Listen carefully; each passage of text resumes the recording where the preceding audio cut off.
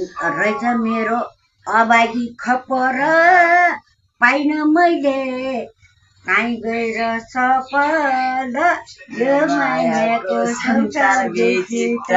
सबैजना नमस्ते, म प्रदीप बुढा पत्रकार। आज म बजेको इन्टरभ्यू लाउन गइरहेको छु। बजेको राम्रो कला सांस्कृतिक बोली भाषा राम्रो भएको कारणले गर्दा म बजेको अलिकति छोटो परिचय गर्न गइरहेको छु। तपाईले साथ सपोर्ट दिनु होला भन्न चाहन्छु। म प्रदीप बुढालाई पनि, हजुरआमा बजेलाई पनि, अधिकारी मधेसरमा अधिकारीलाई पनि सपोर्ट दिनु होला भन्न चाहन्छु।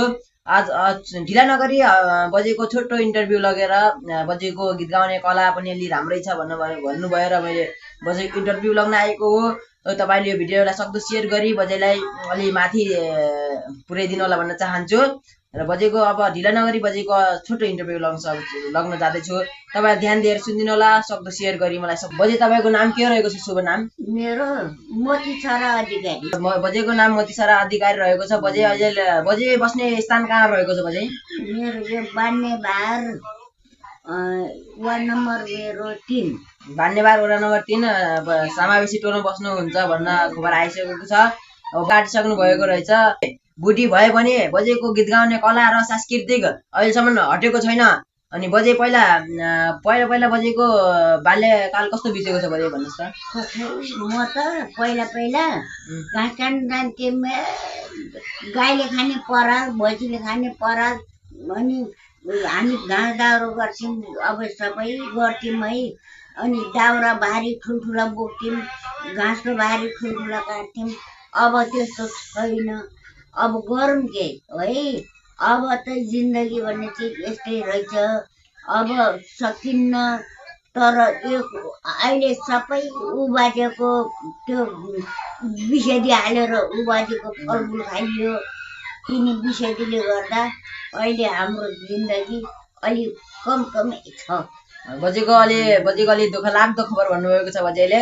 बजे पहिला तपाईँ राजाको पालामा पनि हुनुहुन्थ्यो गरे भन्न चाहन्छु। राजाको पनि सेवा गर्नुभयो भन्न पनि खबर पाएको थियौँ। भनिदिनुहोस् त अलिकति तपाईँको बारेमा। बमबहादुर अधिकारी, मोतीछरा अधिकारी भनेपछि दशरथपुरमा हेलिकप्टरबाट उडेर त्यहाँ राजा रानी बसे। मैले पानीका घैटा 50वटा घैटा राखिदिएँ पानीका। अनि फेरि त्यो मेरो मन्दिरै छन् त्यहाँ। मेरो सबै छ त्यहाँ मैले बनाएको ठाउँ। त्यहाँ त्यो ठाउँमा मोतीछरा अधिकारी, बमबहादुर अधिकारी भनियो भने त्यो ठाउँमा सबले चिन्ने भए। सबले चिन्छ। बजे त्यस्तो मान्छे हुनुहुन्छ। अहिले पनि हामीले धेरै मान्छेलाई भेट्न सक्दैनौँ त्यस्तो राजाको पालोको मान्छेहरूलाई। अब ढिला नगरी बजेको अलि सांस्कृतिक कला अलि गीत गाउने क्षमता अलि राम्रो छ भन्नुभएको छ बजेले मलाई। त्यो अलिकति ढिला नगरी बजेको गीत गाउने क्षमता कस्तो छ हामी प्रस्तुत गर्न गइरहेका छौँ।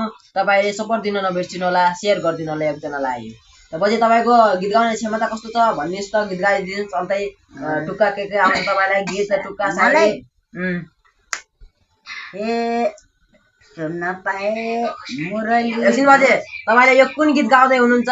गीत हो कि टुक्का हो कि अनि के भन्नुहुन्छ? म त्यो भन्छु नि त। त्यो त पछि लास्टमा अर्थ दिनुपर्छ नि त। दिनुपर्छ। सुन्न पाए मुरली धुन पिर पनि हट्यो कि एकछिन यो मायाको संसार विचित्र तिम्रो रूप कुन जादु छ र है बच्यो दिलभित्र। अरू भोको नरै जुडेली चढी तिम्रो पालो आउँदैछ लौ भोलि यो मायाको संसार विचित्र तिम्रो रूप कुन जादु छ र है बच्यो दिलभित्र। बजेको राम्रो सुन्दाखेरि पनि राम्रो धुन रहेको छ। बजेलाई सपोर्ट दिनु होला भन्न चाहन्छु। बजेले यो गीत पनि छ। टुक्का गाउने हो भने त अझै कति छन् है। एउटा टुक्का पनि हान्दिनुहोस् त। यो टुक्का